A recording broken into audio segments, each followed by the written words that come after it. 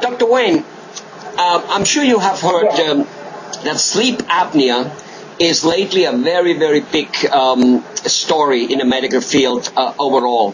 Apparently, way more people have sleep apnea than anybody ever expected, meaning they don't sleep through the night, and meaning they wake up because of snoring or not. In fact, most people, not all, but most people who have sleep apnea seem to be also snoring, or worse or vice, whichever way that goes.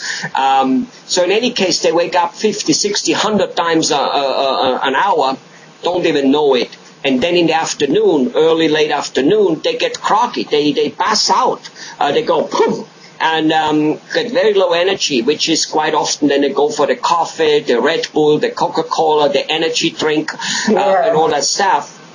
There's data out there that there's more people currently, they find out more people having heavy fatal car accidents because of sleep apnea than because of drunk driving. Pretty bad statistic.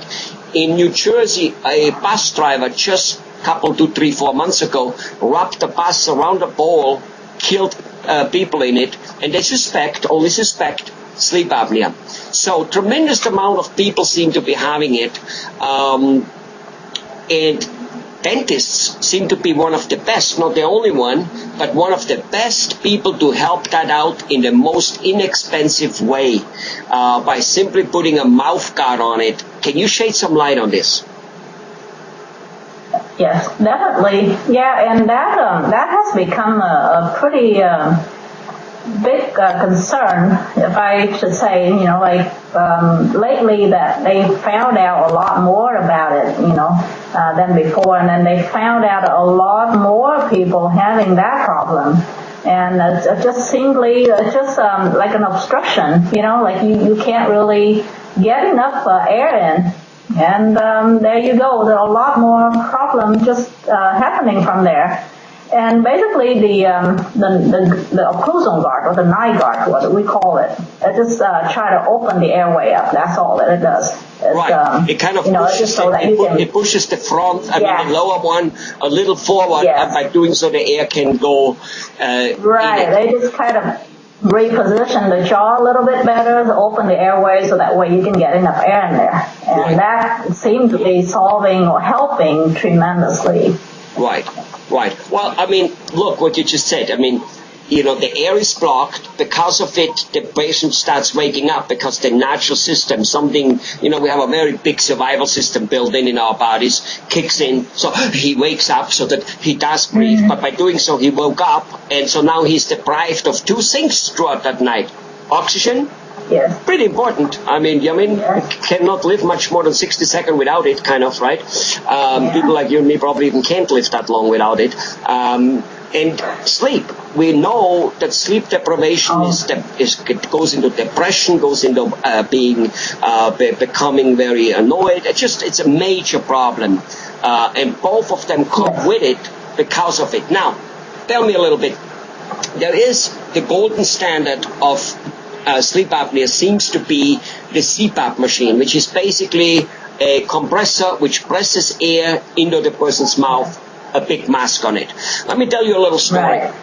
When I talked to doctors and I found out, I said, ooh, my wife has sleep apnea. And I didn't say that only because she snores. I kind of heard her stopping breathing sometimes. She went for a CPAP machine.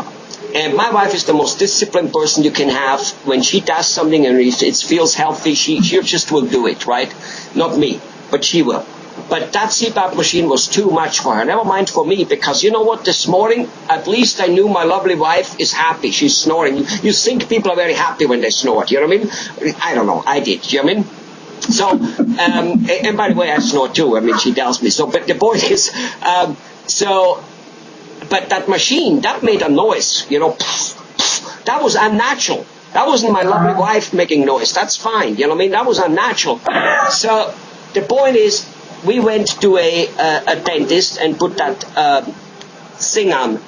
And some people say it's not quite as good as the CPAP machine. Let's say they're right. Here's what a sports teacher once told me when I asked him which exercise is the best. He looked at me and he said, Helmut, it's the one you will be doing. Because obviously we most of us have problem exercising. So if there's something you're willing to do, that would be the exercise for you. Same with this machine. You know, the mouth guard, that one she wears. You know, if right before dosing off, she says, honey, and she turns around, she puts it on, and she can turn. And she can travel with it. I mean, sure, she can bring that machine, the CPAP machine, with her too on an airplane.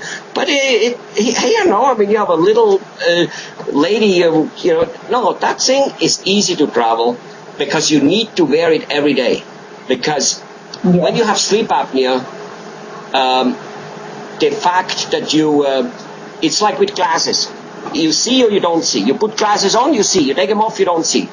You wear the sleep apnea machine, whether it's the CPAP machine which pushes air in it or the dental appliance, next day you'll be fine. You don't wear it, next day you're not fine. So you need to take it with on trips and that type of stuff. Did you have any experience with patients similar to my wife? Actually, I had quite a few that had, you know, sleep apnea problem, and they went through like extensive treatment, you know, all kind of thing. And then the CPAP machine, one of the patients told me that, it's, like you said, it's bulky, it's really big, and it hook up and it take, you know, like some learning for you to be able to get it done right.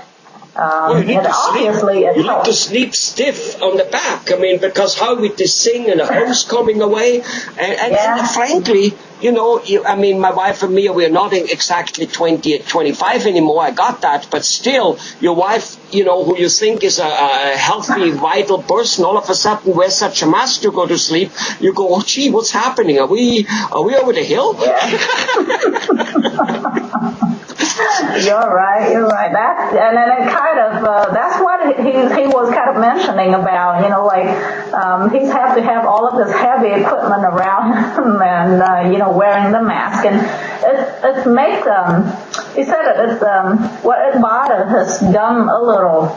And then like the mouth, because you have to hold that, piece in there. Oh, wow. For the whole night, pretty much. And, it's pretty powerful, like the air, like you said, the puff in and all the noise and all of that too. Obviously it helps, but I mean, if you can have something small, convenient, and it does about 80%, you know, of the job. Absolutely. That efficiency, then, you know, that would be good too. Right. And it's a lot cheaper.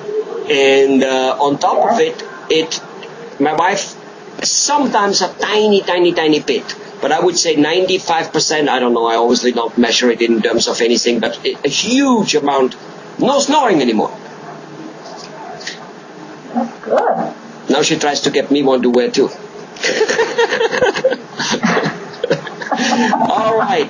Well, here you have it. So dentist, it's amazing what you dentists are good for. I mean, you can get energy back in the afternoon and prevent car accidents because of sleep apnea, which in itself has other problems too with amnesia and stuff, because brain oxygen deprivation and sleep deprivation.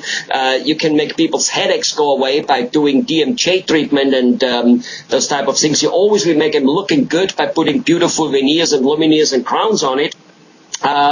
Anything you guys can't do? I mean, should we just eliminate the rest of the doctors and just, it's all in the mouth? Looks like lots of it is in there. Thank you very much. All right. Thank you so much. I'm glad that we can help. Sure can. Bye-bye. Sure can.